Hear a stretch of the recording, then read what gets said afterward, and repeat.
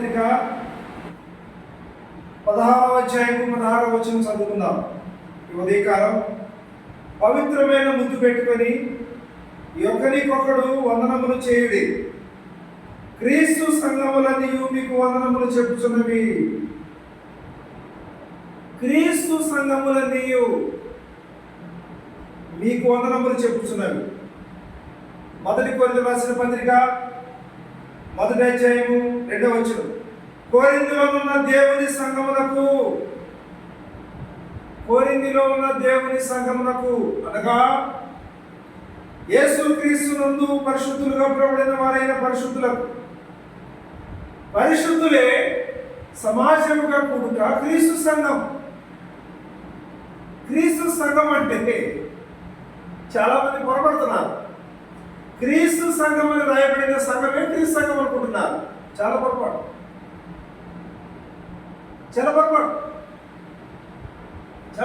అండి.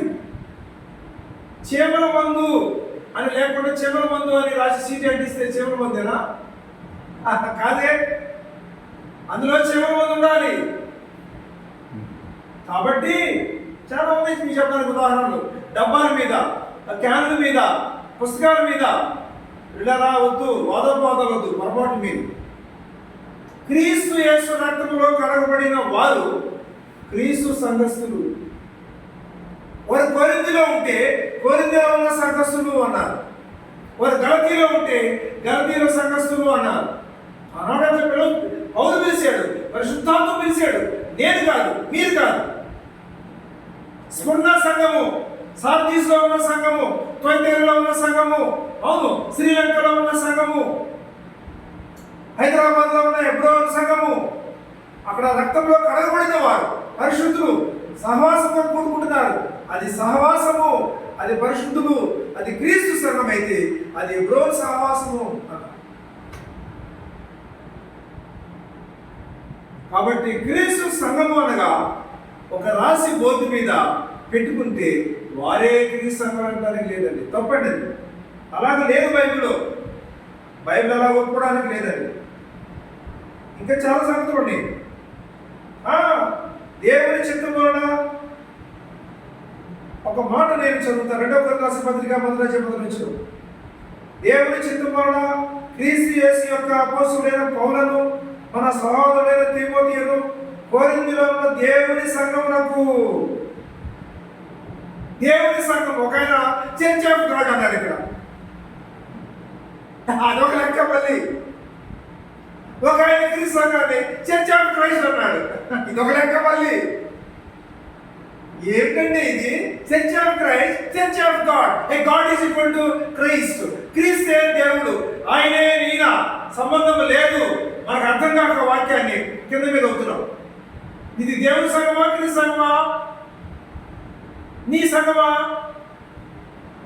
లోతరన్ సంఘమా, ఇంకేమన్నా వ్యక్తుల పేర్లు ఉన్నాయి చాలా మంది. డిఆర్ మూడీ గారి సంఘమా? తప్పండి. నామకరణాలు పెట్టుకున్నారు కానీ ఇవన్నీ క్రీస్తును మహిమపరుస్తున్నాయి.